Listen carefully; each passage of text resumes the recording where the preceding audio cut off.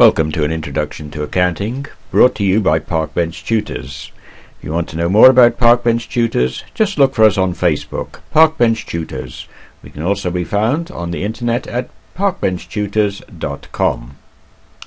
In this podcast, we are going to look at the treatment of expenses for cost accounting. So we need to get expenses into certain categories or groups. So why does it matter? Well, because how we spend our money and how we record what we spend it on depends on, or will affect, both the statement of financial position and the income statement. In other words, it affects figures for assets and for profit, and so it also affects the treatment of costing. The two basic types of expenditure are revenue and capital expenditure. By capital expenditure we mean the purchase of fixed assets, but it also can mean the improvements of existing fixed assets. Revenue expenditure includes the purchase of goods for sale, the purchase of any materials which are going to make into goods to sell. It includes the cost of selling and distributing the goods, and it includes the maintenance of the fixed assets.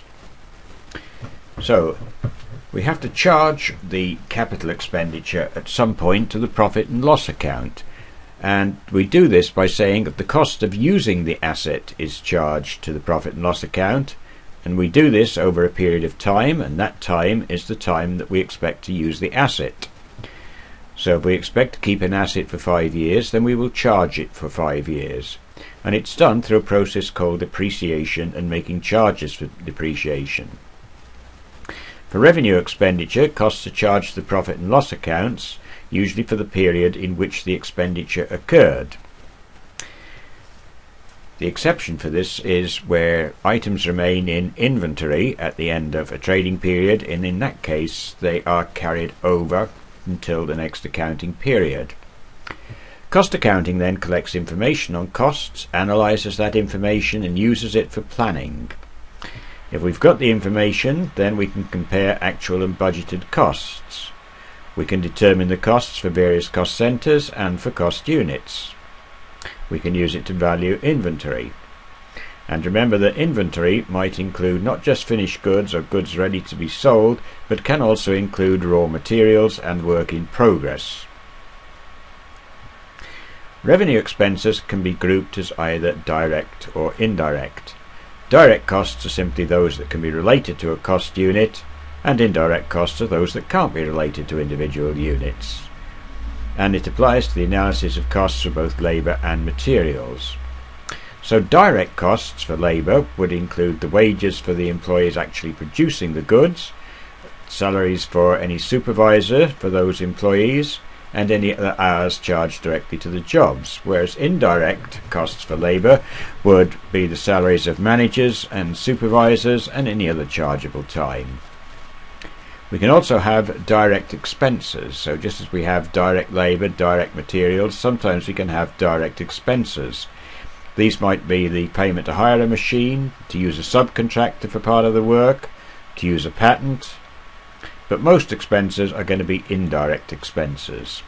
And the indirect expenses will include the cost of sales overheads, lights, rates, insurance and depreciation, any administrative expenses, any selling and distribution expenses including advertising, delivery, commission, promotion, and of course also under selling expenses we may have loan interest, bank charges and bad debts.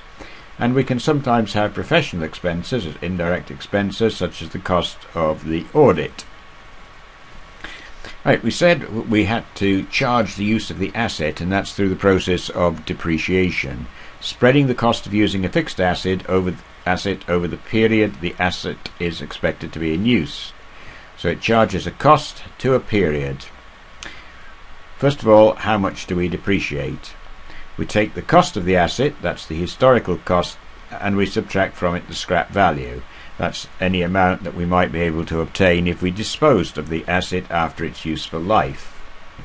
And the easiest method then is straight line depreciation, where an equal amount is charged for each year. So the annual depreciation is the cost of the asset less the scrap value, divided by the useful life. Let's look at an example of this. Toby Trout buying a fishing boat for $47,000. He expects to use the boat for 9 years and that the boat will have a scrap value of 2,000 at the end of that period.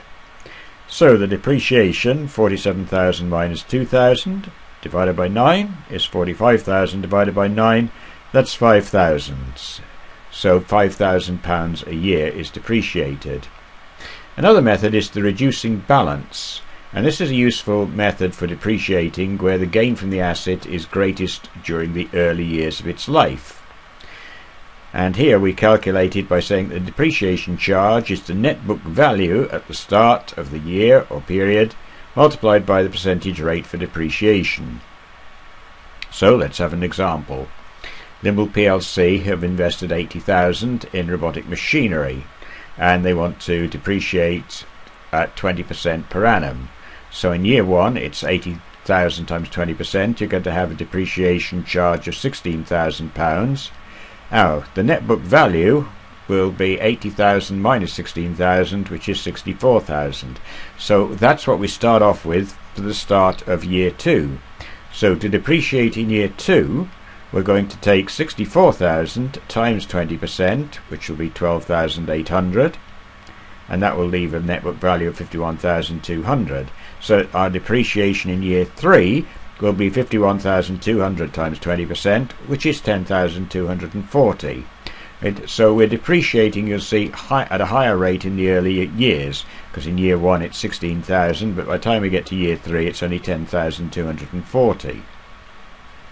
So which method do you choose for depreciation? Well, the key question is probably whether the asset has a reduced benefit as it increases in age. So if you look at something like a delivery van, well, it really should be capable of delivering goods throughout its useful life. Now in contrast, computers very often are superseded by faster computers with greater storage. So they are useful during the first few years, but they depreciate very quickly. So the van we could depreciate using straight line depreciation. The computer we might depreciate using a reducing balance method. At the end of the life of a useful asset then, we say we dispose of it. So when we dispose of it, we then have to make a record of that, and that makes use of a disposal account. And the end result is that you're either going to have a gain or loss on disposal.